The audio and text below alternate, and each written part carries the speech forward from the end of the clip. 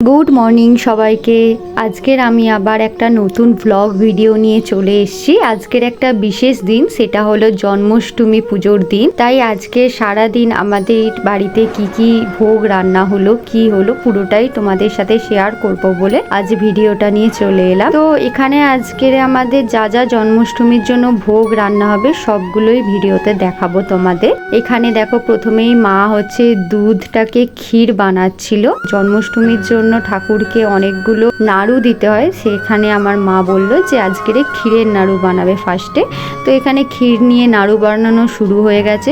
দুপুরে খাওয়া দাওয়ার পর জামা কাপড় ছেড়ে ভালো করে পরিষ্কার হয়ে নিয়ে বিকেল 4টে থেকে আমরা লেগে পড়েছি ভোগ রান্না করতে। তো এখানে নারকোলের নাড়ু, দেখো সাদা তিলের নাড়ু, এখানে হচ্ছে দেখো ক্ষীরের নাড়ু, আর রয়েছে গুড়ের নাড়ু। এই নাড়ুগুলো হয়ে গেছে আমাদের রেডি। তো নাড়ু দিয়েই আমাদের কাজ সবে শুরু। তারপর চলে গেলাম নারকোল কুড়তে। মা বলল একটা নারকোল আছে, ওই নারকোলটা কিছুটা কুড়ে দিতে।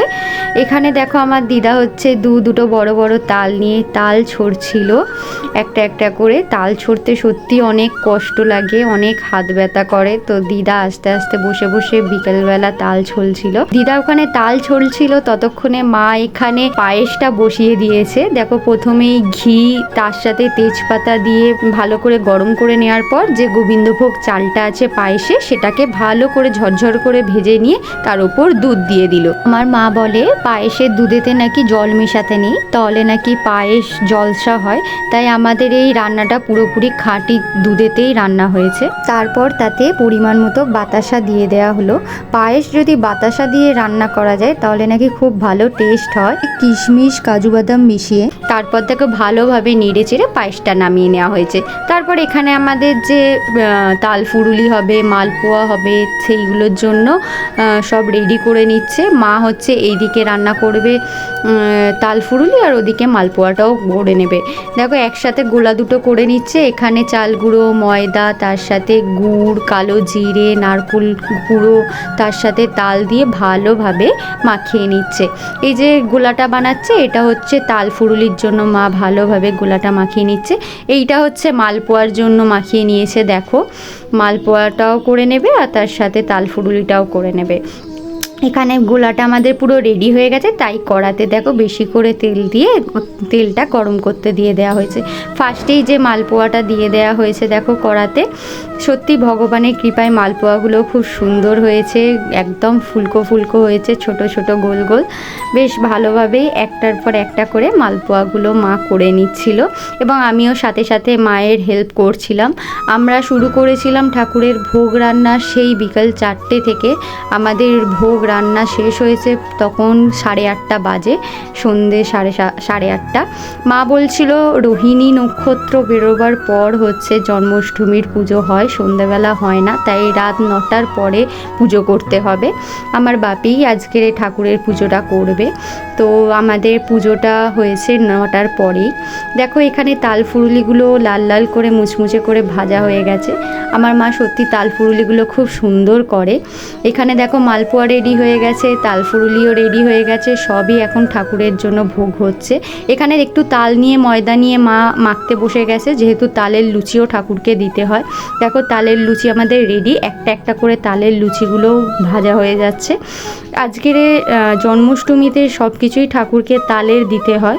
তালের লুচি, তাল ফুরুলি, তারপর হচ্ছে তাল দিয়ে মালপোয়া, সবই আমাদের প্রায় হয়ে এসছে। এখন প্রায় 8:30 ছুঁই লুচিগুলো ভাজা হচ্ছে। দেখো ফুলকো ফুলকো লুচি। এখানে আমি ভোগ সাজিয়ে নিয়েছি। দেখো এখানে চাল ভাজা, মালপোয়া, তালের বড়া, এখানে পায়েস, তারপর এখানে ভাজাভুজি ছিল, তালের লুচি ছিল। বড় থালাটা নারায়ণের আর ছোট থালাটা বাকি ঠাকুরের জন্য। তারপর এই ভোগগুলো উপরে ঠাকুর ঘরে আমাদের নারায়ণের সামনে সব দিয়ে সাজিয়ে রাখা হয়েছে। এরপর আমাদের পুজো শুরু হয়ে যাবে।